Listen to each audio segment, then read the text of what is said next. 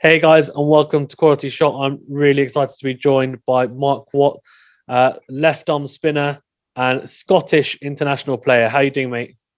I'm good, thanks. Thanks very much for having me. No problem at all. Thank you very much for joining. First of all, I think you said you've been in South Africa, so now you're in quarantine. How have you been though? To be honest, it's mainly just the cricket that we've not been able to do, which has been really frustrating.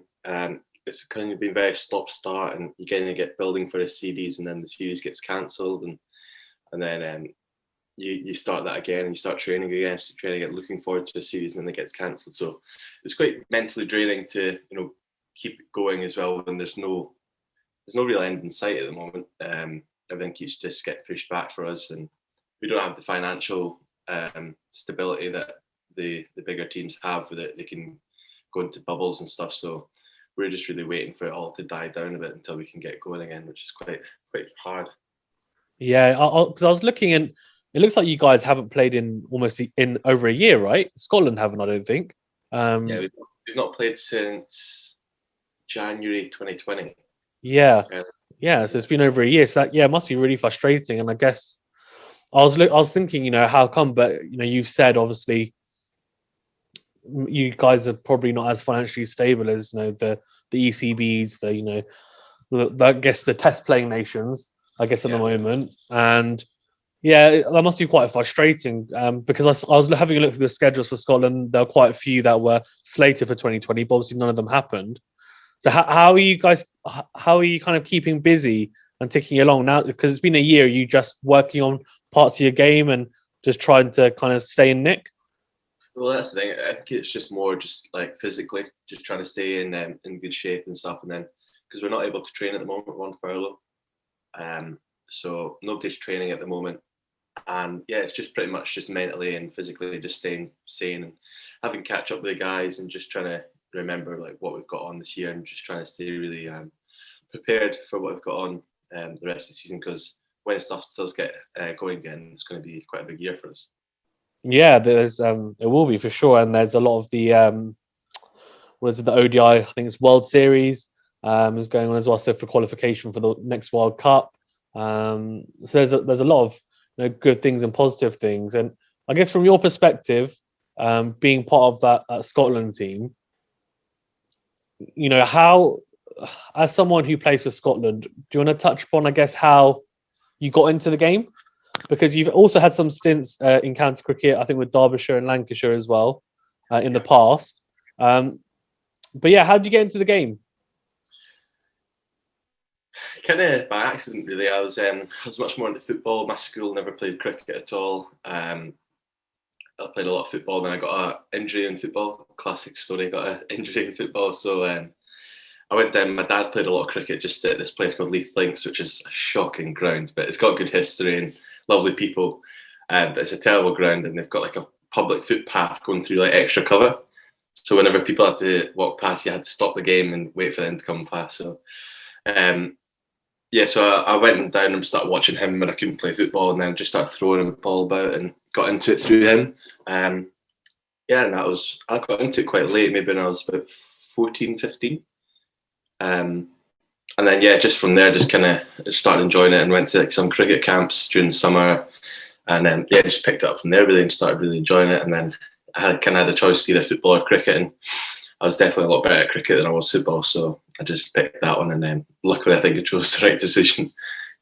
Yeah, no, for sure. Yeah, 14, 15 is quite late actually. So you must have picked up really quickly actually to where you are now. So that's really cool. And how was your experience playing county cricket for a couple of seasons? How did you find it? Yeah, I really enjoyed it. I really enjoyed it. I enjoyed, rubbing shoulders with the big names, and I didn't feel out of place. I still feel like I could play at that level, especially in white ball cricket.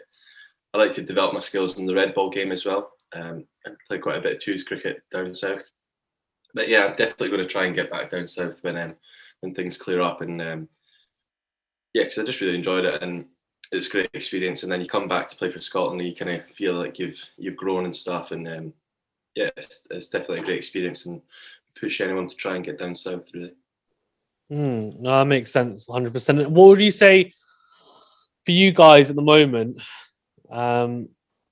do you feel like cricket in Scotland is growing as a sport? Like, what's your perspective of it? Because you're a lot closer to it, and you'll probably see. But I mean, football's huge in Scotland. I know it is. As you said, you're more into football when you're younger. But I see some of the nations like Afghanistan. Obviously, have now, they're now playing Test cricket.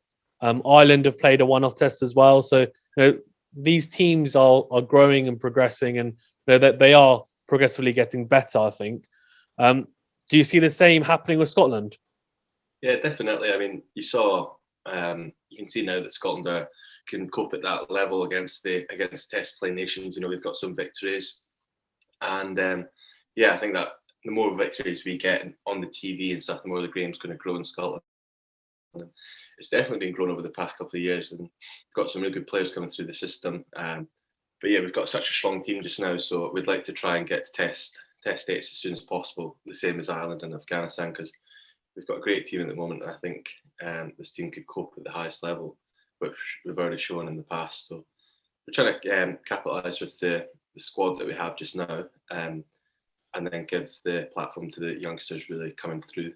And so I think games definitely grown in Scotland, and you saw against the England game, I think we had 5,500 people in such an enclosed space. So it's definitely growing, and I think the more we win, the more it's going to grow. So we just need a bit more games, firstly, to play against the test playing nations, and then hopefully get a couple of wins and people start picking up a bat and ball.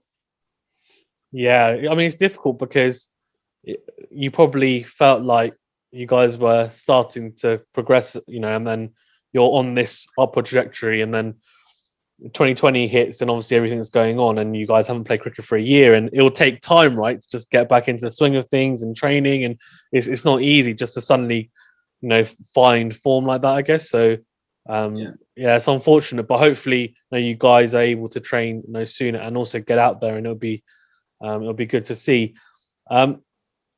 What's your opinion on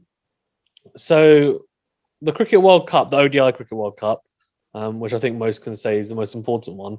It was cut from 14 to 10 nations, and the IC did that. And going forward now, that's the format that's gonna be upheld.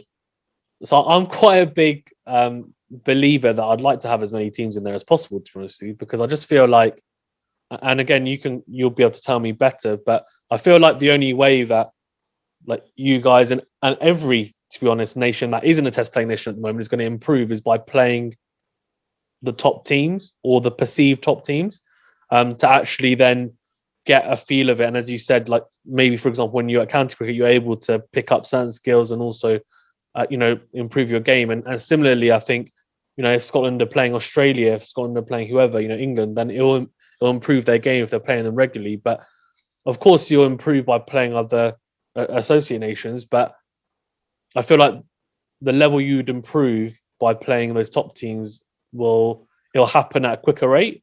What's your view on that?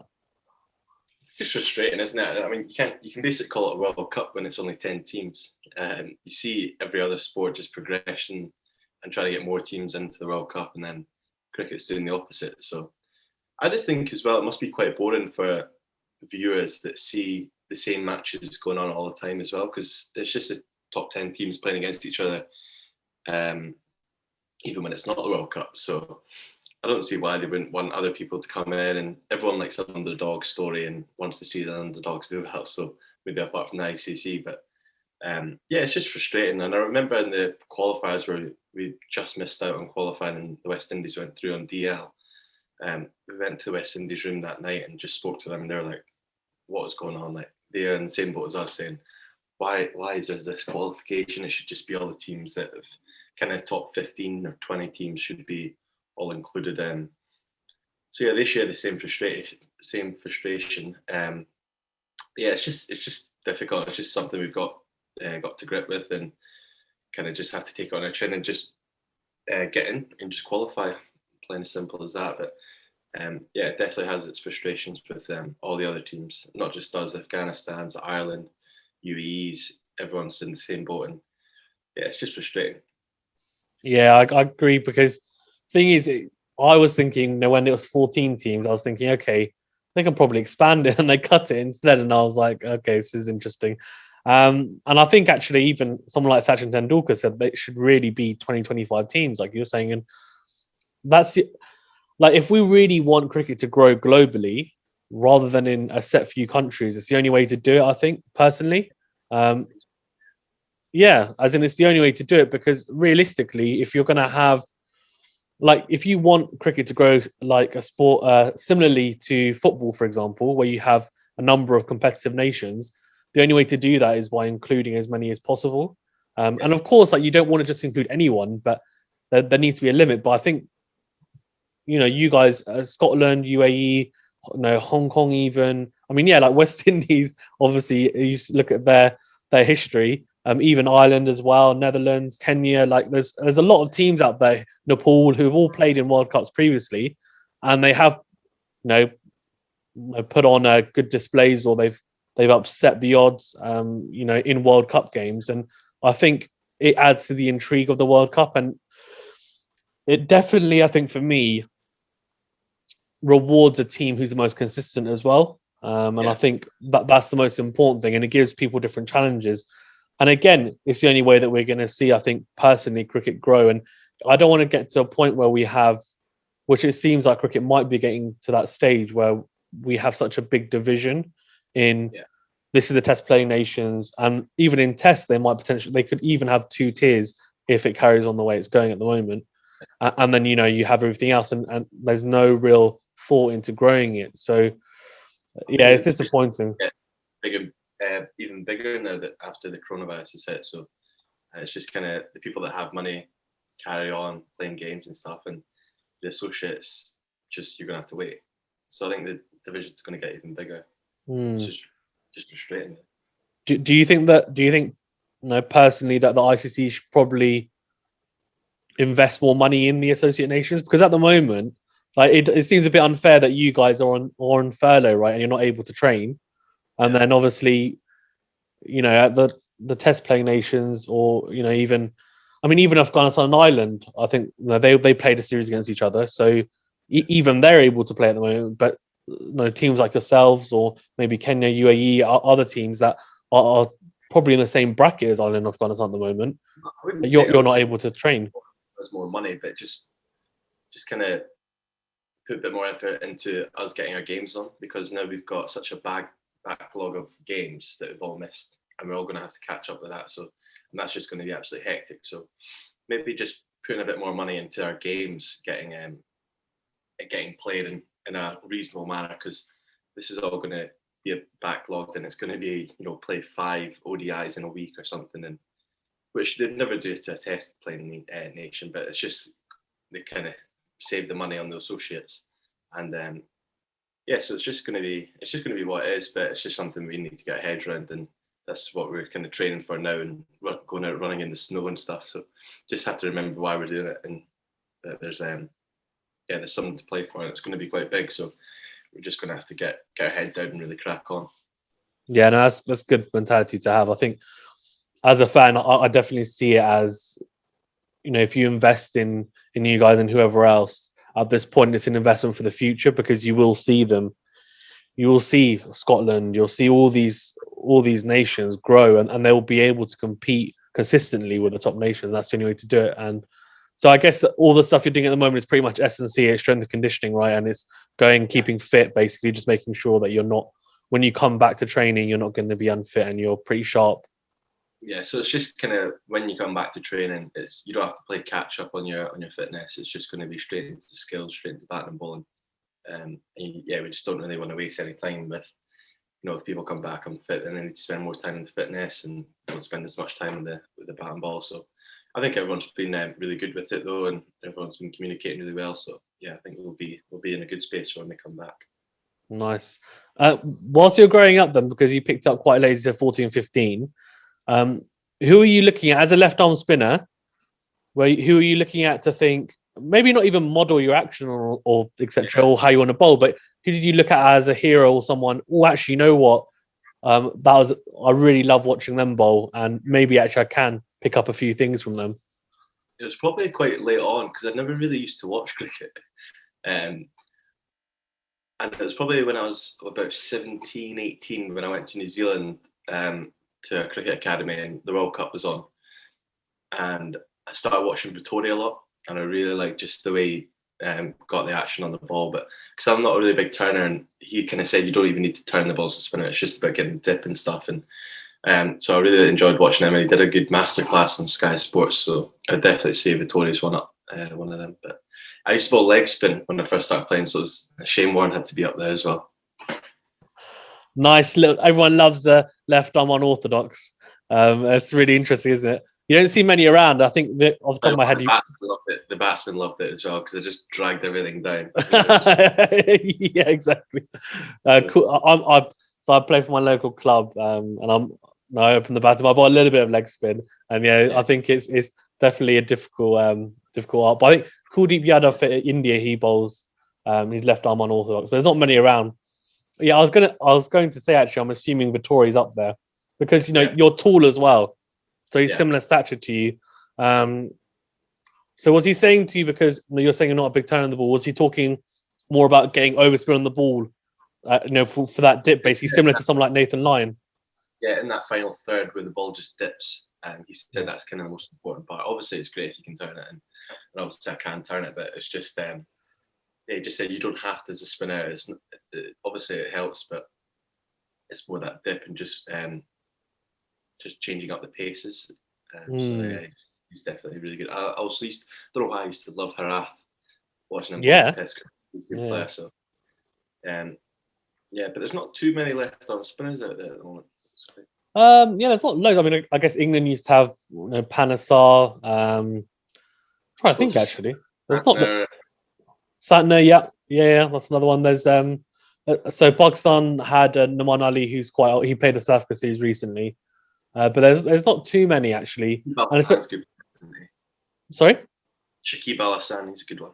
Yeah, he's good actually. Yeah, that's a good shout as well. So there's a few, but yeah, there's definitely not as many as you see more often the right arm off spinners or the leggies of the right handers for sure. So yeah, it's interesting. But as someone who you've played in some different conditions, what would you say? What are the differences in bowling spin? Is it to do with changing your pace, as you said? Potentially putting less revs on the ball or flight as well in different conditions? Is it about adapting to it? And can you give a couple of examples of how you adapt your game? Yeah, sure. So we play at the Grange in Edinburgh, which is just one of the flattest wickets in the UK, as you saw against the England game. So I think just rocking up to the game and just having a look at the wicket and think, okay, this is flat. I need to pull my length back a bit just so it's not in the hit me zone.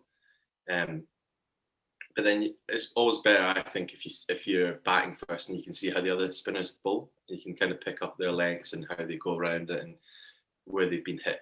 So you kind of have all that information in your system, and then you can go out and bowl second and kind of know how the pitch is playing really. But if it's turning, I'll kind of go quite full and try and have my middle and off up and just see if they want to take it over the top if it's spinning, which is quite a hard shot. If they do, which most people can, then I'll sit them both back, and then it can be even harder to hit down the ground for singles if it's spinning and brings your slip into the game. So all these little things just kind of go on in your head. You're kind of doing the calculations before the ball even comes out, and then it kind of happens without even knowing. So it's just kind of adapting to the conditions quickly. I speak to the batters how they found the spin, what was most challenging lengths. So you have all this information, and then you just kind of, it's somewhere in your head, and then when you bowl, it just comes out. So yeah, definitely kind of think about it a lot more these days. And when I was younger, I was a bit more oblivion to it and just kind of went in and just had the ball in my hand, just bowled it. But now, a little bit older, just try and think a bit more carefully about it. And if it's spinning, you need to have an extra man in the covers if that's spinning away from the bat, and just stuff like that. So the spinner, if it's spinning, I'll definitely throw it a bit fuller and try and get them to drive. And if it's a flat wicket and I'm kind of containing, I'll pull my length back a bit and have my men out and just try and squeeze the guys in the ring, try and pick me up some dots. I guess, yeah, it's interesting because you said about, before you just kind of bowl, and I guess when you're younger as well, you just feel like, okay, I just want to bowl on a decent line and length, and just make sure I don't get hit. And then I guess, but as you grow into your game, which it seems like you have done now, and you get more confident, you just think, well, actually, I can adapt to the situation and the pitch as well, and the strip, and I can just make sure that the conditions work for me. What did you think of Jack Leach? How do you think he's bowled on the subcontinent? He's a left armer like you. How do you think? Do you think he's adapted well to the subcontinent conditions? I think he has. Yeah, I think he's bowled actually really nicely. I think he's bowled a lot better than done best, and I feel like it was just unlucky with Pant taking him down. He didn't really bowl too badly, I don't think. I think he maybe could have changed up a couple of things or just taken a risk and tried something quite outrageous. But I think he bowled nicely, and Pant's a good player and just took down left-handed to left arm spin. So I would like to see him change up something though. Maybe throw, if he has one, throw ones that can go another way, even if it ends up being a wide ball, it doesn't really matter. So if he had another one, he could, or maybe like a wide Yorker and try and get him stumped. But yeah, I think he bowled really nicely to the right-handers. The ball he got Sharma with was an absolute peach. So yeah, I like watching him bowl. He gets a lot of drift and a lot of spin. So yeah, he's a good bowler, Jack Leach. Yeah, he gets a lot of drift actually, doesn't he? Which is it's quite interesting. And yeah, I agree with you. I think he's bowled quite tidily, but I think maybe he could add something to his game potentially, like as you said, like a wrong one, or I don't know whether he's got one. White ball bowler for me, just saying bowling. yeah, exactly. I'm not good enough to be playing Test cricket and telling them how to bowl, but no, everyone's got an opinion, right? If a left-hander taking you down, though, I'd like to see him throwing something a bit different. Yeah, no, I agree. And the thing is, as well, like everyone's entitled to opinion. It's not like you haven't played at top level. You haven't. You're playing international cricket for Scotland, and you play county cricket. So I think probably I shouldn't be giving my opinion on it, but I do. But you're probably allowed to. In terms of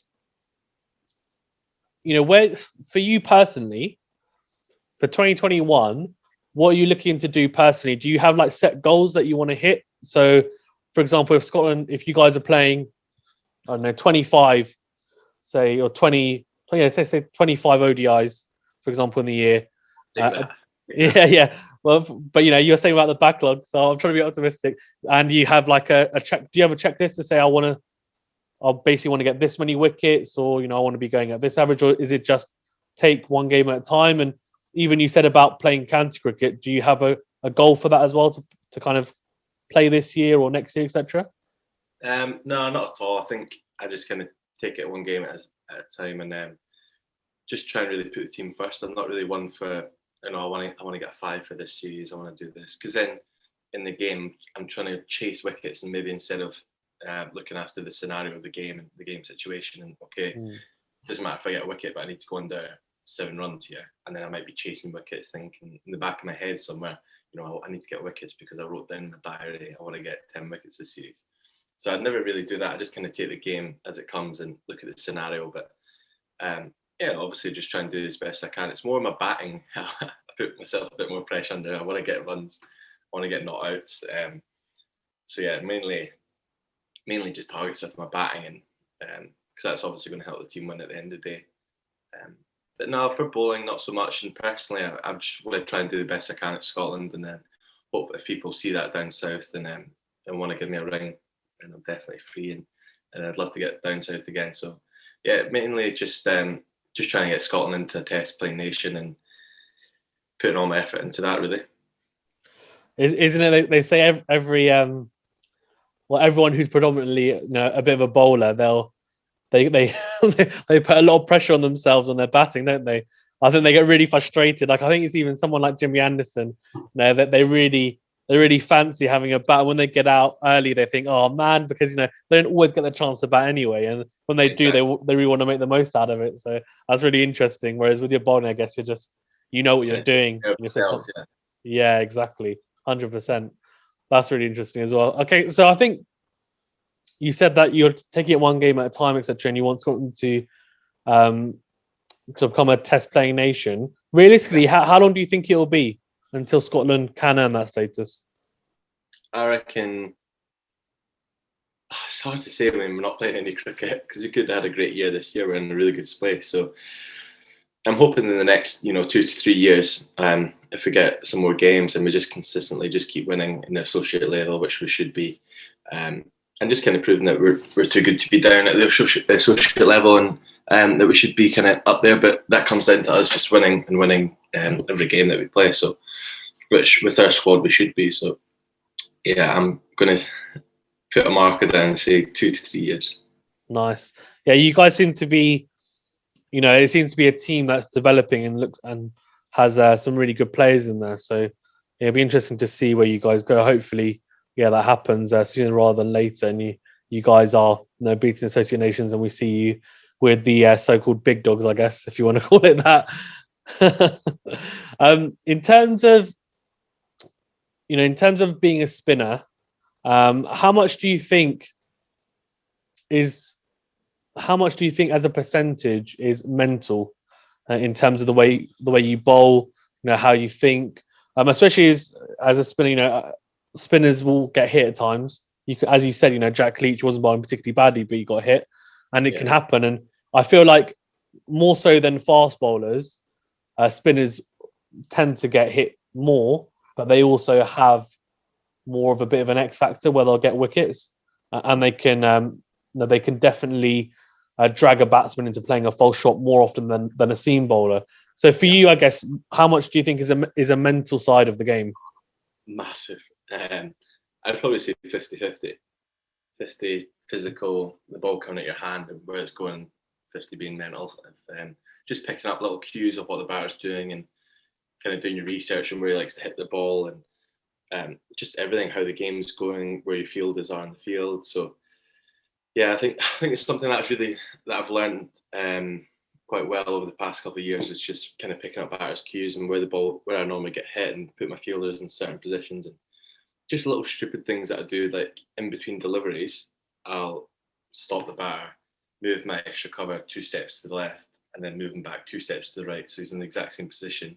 But it just kind of breaks up the batter's rhythm, and then I'll move him 2 steps. Next ball, I'll move my 45 1 step to the right, just so the batsman just kind of looking around and making sure just to break up his rhythm. Just little stupid things like that, and bringing up my long on for 1 ball, pushing him back, and just the batters to do something different and trying to just not bolt him and just give the ball a bowl, just 5 balls the exact same. I'll just kind of break it up and take my time and stuff. It's something that I've done quite well over the past couple of years.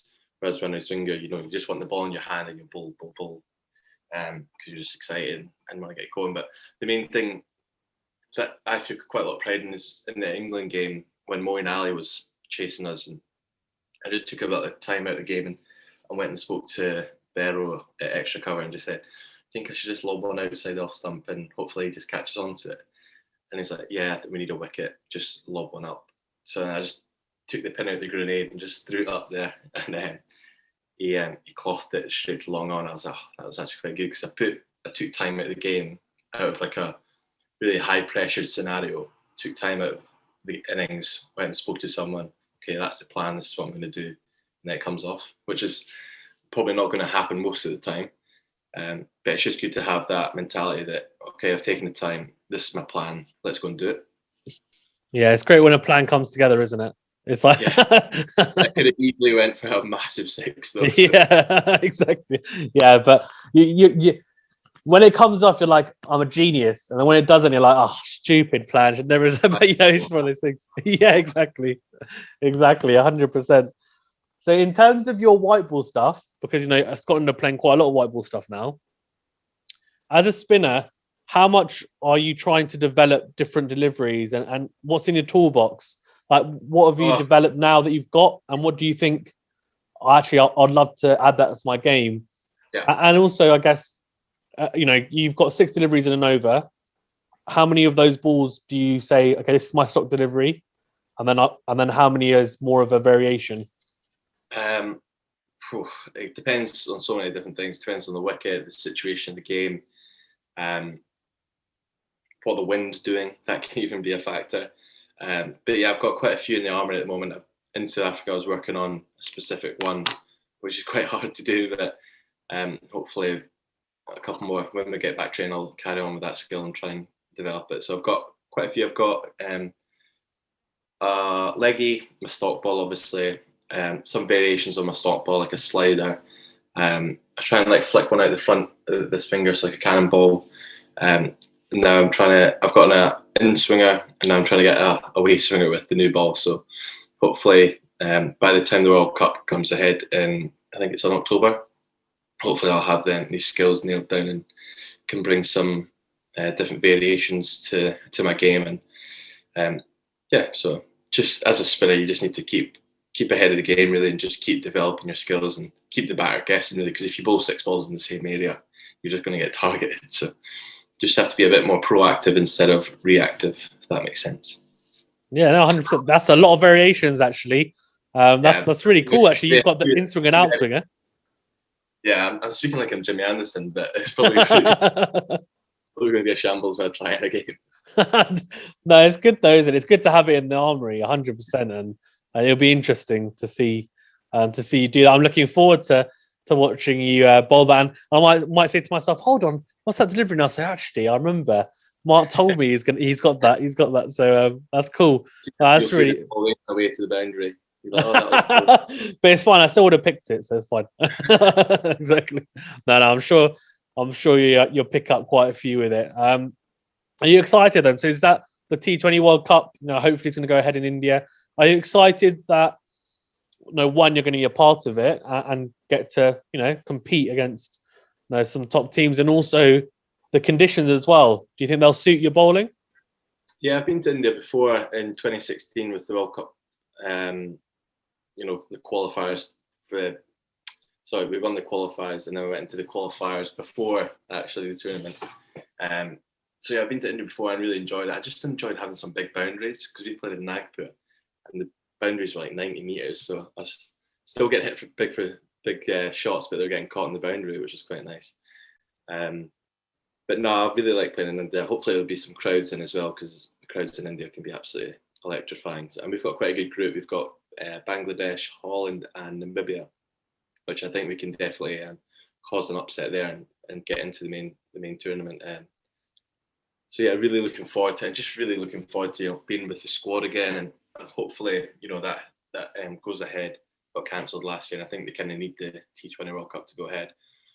So yeah, I'm really looking forward to it, and just it's something that all the boys have kind of got in sight, and kind of that's the whole company's really goal, is to qualify for that World Cup and then just prove that we're good enough to be at that level. And I think if we qualify for this one, we automatically qualify for the next one as well. So there's a lot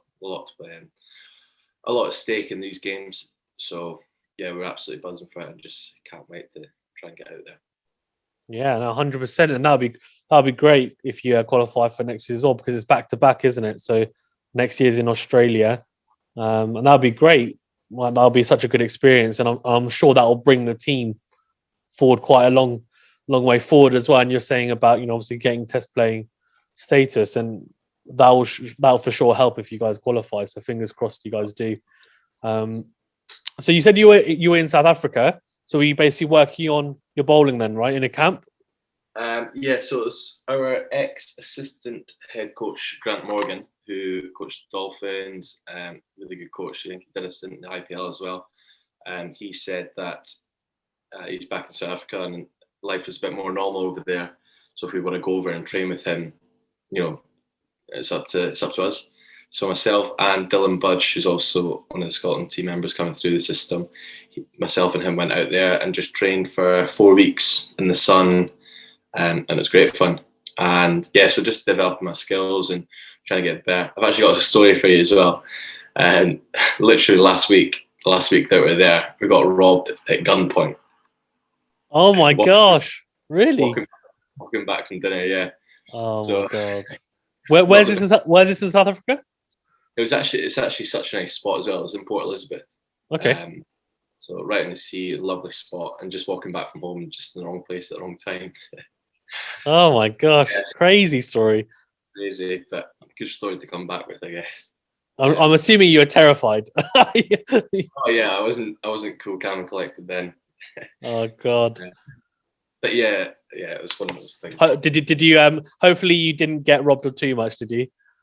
No, it's just my phone I had. So okay.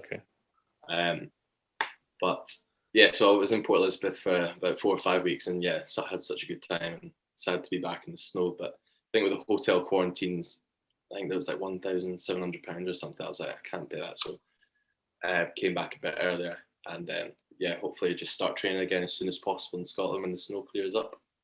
No, I think, yeah, crazy. Well, at least you're hopefully the skills you developed will be worth it, and you got a nice little story to go along with it as well. Yeah. Oh, that's cool. That's really good. I guess coming back as well after being in the sunshine, then you come back to snowy Edinburgh, and it's really cold. How have you adapted? Well, I can't go outside at all. I'm stuck inside, so it's not been too bad at the moment. But when I get outside and start running again, I think I'll just have to wear a couple more extra layers. Not in my shorts and t-shirt that I was going running in Port Elizabeth. There'll be at least 3 jackets, I think, and a couple of beanies. Nice. What did you get up to in Port Elizabeth apart from training and getting robbed? We played a bit of golf. It's a really nice golf course called Humid Golf Course. So, lost quite a few balls just whacking them about. What else did we get up to? Nothing much. Just kind of had a wee travel around, see what the local sites were, and then because the beaches were closed, I don't know why, but with coronavirus, the beaches were closed. But then they opened up in the last week. So yeah, we had a good last week. It was an eventful last week. But I highly recommend any youngsters that want to get away from the UK in the winter to definitely go away and travel and play club cricket in a different environment, because that's where you kind of learn to kind of grow up really when you're by yourself for 6 months. Or it's a great experience. I've done New Zealand for 3 months, and then I went to Australia for 6, and I've just done South Africa for a bit as well. Nice. So I'm assuming then you're someone who is open to playing for counties or provinces overseas, etc. Like in, as you said, New Zealand, Australia, South Africa as well. And then I guess, say you have a really good year. Fingers crossed. You have a blind day, play really well in the T20 World Cup, and you guys qualify. All goes well, and you come out of that and you performed well. And now the Caribbean Premier League come to you and say, we want to pick you up. What's your opinion on franchise cricket? Are you happy are you one of those players who's like, yeah, no, I'd love to go into different environments, go and play, and obviously financially as well, it's going to be rewarding for me? Yeah, definitely be keen to give it. I've not had the opportunity yet to try it. But yeah, I think we've got a lot of talent in Scotland that a lot of people don't see. I think a lot of players in the Scotland team do really well in these conditions and in these franchises. But yeah, I think the CPL would be one that I'd really like to play in. Turning pitches suit me quite a lot.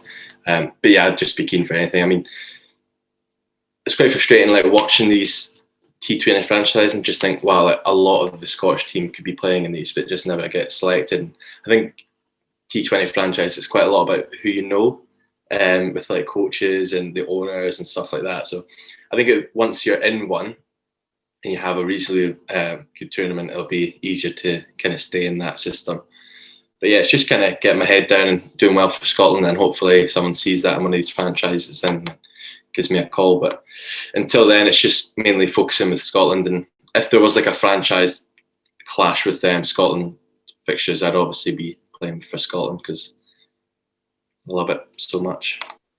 Yeah, it's interesting. You talked about franchise cricket and maybe you guys don't get the recognition. I think it's probably just because, honestly, these franchises are probably not watching and keeping tabs on you guys like they should be.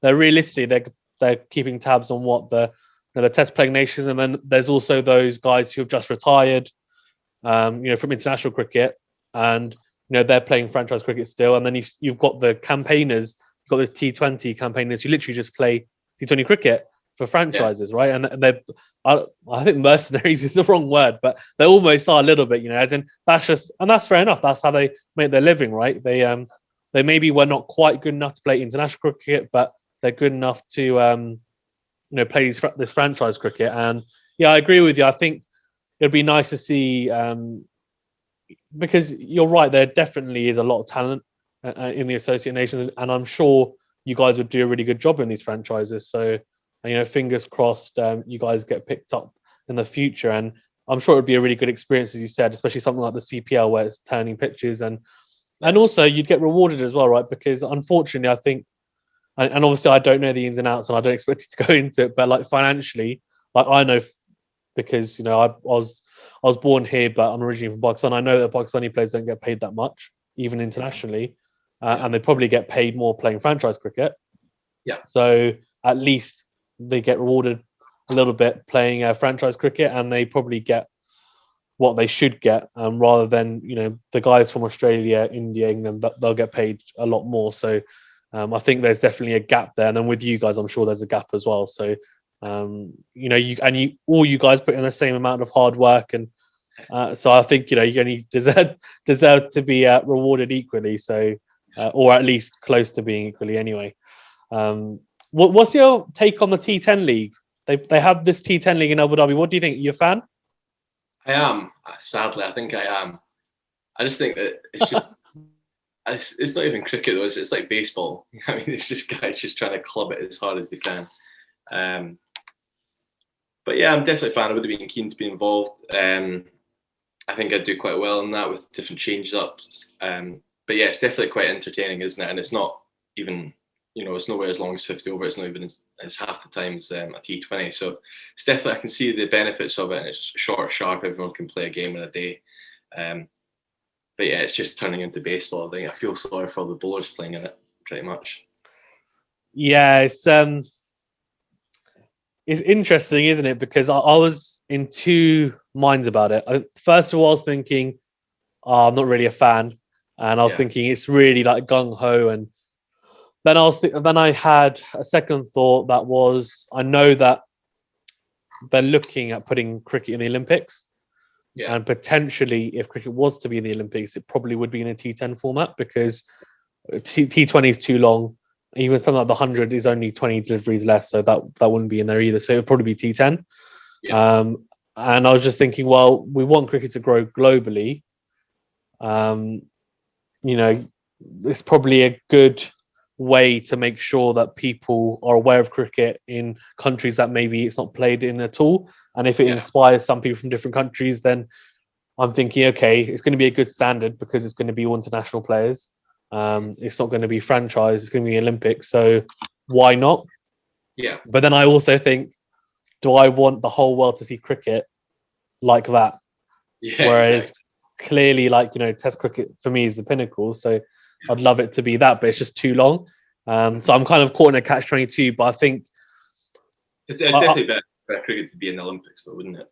Yeah, exactly. So I think I've fallen on a compromise that I'm happy for it to be like a T10, like this Abu Dhabi T10 tournament to be once a year.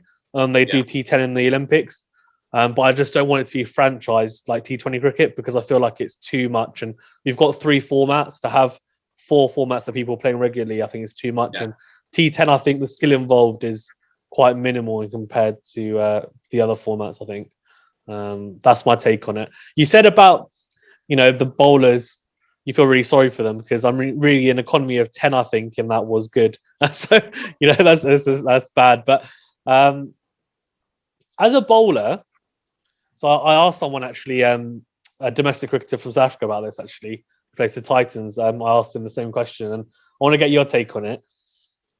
Do you think over the past few years, so I guess we could talk about the past 50 years really, as the game's progressed, bats have got bigger, edges have got bigger for batsmen. They've got more advantages, they've got more protection, which is rightly so. But bowlers, for example, can only bowl 2 short deliveries per over. Nowadays you'll see batsmen go into a lefty position, they'll switch it. They've got all these, I would say, advantages really for a batsman. And then from a bowling point of view, and actually, sorry, to add as well, the benefit of the doubt is always with the batsman, right? So it always is, right? And that's just how the game is played at the moment. Whereas with a bowler, obviously the ball's still the same size. It's not like it's got smaller or anything. And also, there's some bowlers that are ambidextrous, but they have to tell the umpire, whether they want to bowl with a different hand. And really, when I think about it, bowlers haven't gained any advantages in that period. Do you think we're getting to a stage where but it's way too batsman friendly and it needs to be leveled out a little bit? Yeah, well, the thing is that the only thing bowlers really thinking about just now is that if I need to start bowling with a head guard on, and that's kind of where the game's gone. Even I'm thinking like, oh god, the way they hit them back sometimes, you're like, Christ, I might need to like start wearing a head, especially seamers that follow through and their heads down there. I think it's getting quite dangerous. But yes, I just can't believe someone's not been seriously hurt in the crowd over the past, I don't know how many years, but I think they're going to have to start putting some netting up or something around, because the way people are hitting it into the crowds nowadays is just ridiculous. So, especially with like young kids and stuff in the crowds. So, I think that'll be probably the next step that the game goes to, is putting up some netting or, like ice hockey or something that the ball can't travel over. But yeah, it's tough because even when I'm playing for Scotland and the batter for Scotland hits a spinner in the opposition team out, I'm like, oh, that wasn't a bad ball. And just like feeling a bit sorry for the spinner. But yeah, I don't even know what advantages you could get unless you can kind of get something to scuff up the ball or. Yeah, so I think because nowadays, right, because you've got the white ball, so it doesn't reverse as much. Like the white ball doesn't do as much as the red ball. So you've got the white ball in the shorter formats now, and also they've got two balls, right? So they saw it as an advantage. But so with the new ball, I guess it is. But then for a seamer, for example, and for a spinner like yourself, the ball doesn't get older, doesn't get old enough that you can actually get that turn. And for a seamer, you don't get that reverse swing. And I think the only advantage I would say is, which actually is me talking about DRS really, is, when they give umpires call for when it's hitting the stumps, Michael Holding's come out and just said, to be honest with you, it's so batsman centric nowadays. He said, if it's hitting the stumps, it shouldn't be umpire's call, it just should be out. Yeah. And then I guess what that means is that does give the bowlers a little bit back, because I know there is a slight margin for error, but I mean, batsmen just have so many advantages nowadays, I think, and that's coming from a batsman myself, but I'll probably say it as well because I'm not part of it and I've never had to, deal with DRS, etc. I haven't never played at that level, but I think, like that would be something that you could add in, I guess, because then the bowlers have that back. Because I feel like today the umpires are very. I don't think they're less skilled. I think that's a bit unfair, but I think they are more of the thinking that I've got DRS to fall back on. Yeah, exactly. And so they're not as decisive. Yeah, they're not as decisive. Yeah, I agree. And also the issue is when they're not, if there's a marginal decision, the benefit of the doubt is always to the batsman. So do you think of the benefit of the doubt was to the bowler, that maybe that would help? Yeah, but I even think in the back of the heads, would never really put the benefit of the doubt to the bowler, would they? It's always going to be in the batter's favour. But yeah, I agree massively with the DRS thing. If it's hitting the stumps, it's hitting the stumps, it's out. Doesn't matter if half the ball's hitting it. If it's hitting, it should be out. So yeah, I think it's just the pitches as well are so flat nowadays. I mean, you could maybe say like spinners can bowl with a different ball or something that can turn a bit more on some of these pitches that they play on, but I guess it's kind of going away from what cricket really is. But yeah, it is turning in. Everyone says it, don't they? It's a batter's game at the moment, and who'd want to be a bowler, rocking up in these T10 leagues and these flat pitches and massive bats. But I get it is what it is, and it just kind of makes you work a bit harder as a bowler, really, and just try and come up with new skills. And I guess it's something that you're never going to be complete at, is it, being a bowler? So it's always going to be something you can develop. So yeah. No, I agree. I think it's difficult, and of course, I think you being in the middle of it all, really, and you've got a long way to go still in your career, and you've got a lot of overs yet to bowl, that you're probably thinking to yourself, I just need to get on with it, which is what it sounds like as well. That you got to get on with it and adapt to the best way you can. I think it's more from a fan perspective. I think I would rather, at the moment, a pass score in a one-day game is 300 plus, right? Whereas before it was 200, 220 maybe. And I feel like it's just become a case of we're so obsessed with seeing fours and sixes that maybe cricket's forgetting that actually bowlers give a lot as well, and they can give a lot to the game. And I feel like at the moment we're way too obsessed with batsmen, and I just don't know how to rein it back. But I talked to there's Ryan Cartwright, who plays the Titans, and he said to me that actually has it not always been like that, because he said there's that infamous story with WG Grace where he gets bowled and the stumps fall off, and then he just picks them back up and says, no, he says, actually, no, put them back on because they're not here to watch you bowl, they're here to watch me bat. And and he just said, maybe it's always been like that. So it's difficult. For me as a fan, I would like it to be a bit more evened out. So I don't know whether it will be, but I just want to get your views on it as a bowler, because that's the main one. The boundary size is just. Yeah, I think the best competition in the franchise is the BBL, because it's proper boundaries. If you hit a six, you've had to hit it really well, and the bowlers get a bit more help with the boundary sizes there. So I think just maybe increase the boundary size a bit wherever the T20 franchises are, because it's just getting a bit ridiculous. People are just chipping them for six at the moment. Yeah, that's a good point actually, because I guess in a lot of the T20 competitions they bring the boundaries in, don't they? So I guess if they just kept them out, and given that the bats are so big nowadays, you don't really need to bring them in, and then it brings a little bit back for you guys, and especially the spinner as well. Like imagine if you've got the boundary in, and especially if you're on a strip that's all the way to the right, and you've got one side mid wicket, or the cover boundary is tiny, then it's really unhelpful, especially when you got batsmen who are switch hitting. So it's not even like you can pick an end and say, well, it's fine, I can just pick that end, I won't get hit. Yeah, interesting. Lastly, actually, on the switch hit, do you think, in terms of LBW, do you think if a batsman goes into a lefty position, they should be judged as if they were a left-hander for LBW? No, I just think the whole left-hand right thing should just be irrelevant when it hits him in the pad. If it's going to hit the stumps, it's out. Yeah. Okay, interesting. But mainly, so when I'm bowling and I see someone go to switch, I just pull out my run-up. Oh, so really? Okay. I can't remember who it was against, but I think I did it like 6 times in a row. And the umpire was like, "Come on, you've got to get a move on. You can't keep doing this." I'm saying, "Well, I can do that because the batsman's just swapped over. You need to tell him not to do it then, and I won't do it. Everything just goes in favour of the batter. So if I go up and get to maybe my release point and I see someone just swap, change right hand, I'll just pull out and come back to my, and then maybe bowl like a 24-yarder so they don't have enough time to get into that position. Yeah. So just little things like that, but everything just goes straight to the batter nowadays, doesn't it? That's interesting. Yeah, I think I agree with you. I think, if it's pitching in line, it doesn't really matter if it's left or right hand, does it? I think they've made the risk to get their reward. So yeah, I agree. Because at the moment there's not really any consequence to it, is there? It's you go into the switch it, and then okay, great, I can develop this, and I understand it's very skillful. It is, and I understand that, but I think at this level they're practicing so much. They're training so much. You guys are as well. When you are, and I think there needs to be a consequence of doing it. You can't just say, okay, I can risk this, and then there's no risk really. It's just all reward.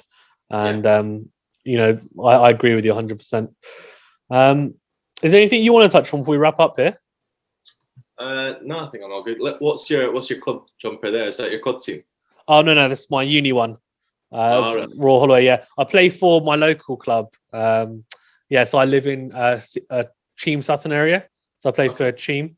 Yeah. So your team top. Sorry. Where about do you normally finish in your league top? In our league, so last year, because it was a shortened season, we were second. Okay. The year before, though, all 4 teams got promoted. Actually, our Saturday team, so that was really cool. But we're doing quite well at the moment. We're on the ascendancy, I guess, as a club, which is quite cool. And we've had a few. So we had an overseas player who I think was playing like Holland under 19s. I've forgotten his name actually. You might even know him, but I've forgotten his name. But he was quite good. We didn't have an overseas last year, but interesting to see how this season goes. Hopefully, we get a full season. I know they've changed the. Sorry. If I'm ever in London on a Saturday and I've got a Saturday off, I'll come down and sub pro for you. Go for it. Yeah, love it. Love to. Yeah, I'm sure we'd love you at the club. And yeah, I think yeah, it'll be cool. It'll be cool if we get an overseas next this year as well. But they've changed the county championship format, which is really weird for Surrey and Kent, so at the top level. So instead of it being Div 1, Div 2, they've got like groups, which is a bit weird. So I'm not sure how I feel about it. But obviously for us, it'll stay the same, I think, at club level. We'll see how it goes. Anyway, yeah, thanks very much though for being on. I really appreciate it. And yeah, if you're ever down in London, we'll get a coffee. And yeah, you can definitely come and sub in. And I'm sure they'd love to have you. Yeah, love to have you on. I may get a bit of abuse for having the Scotland helmet on though, but it's okay. I'm sure the class will shine through for sure.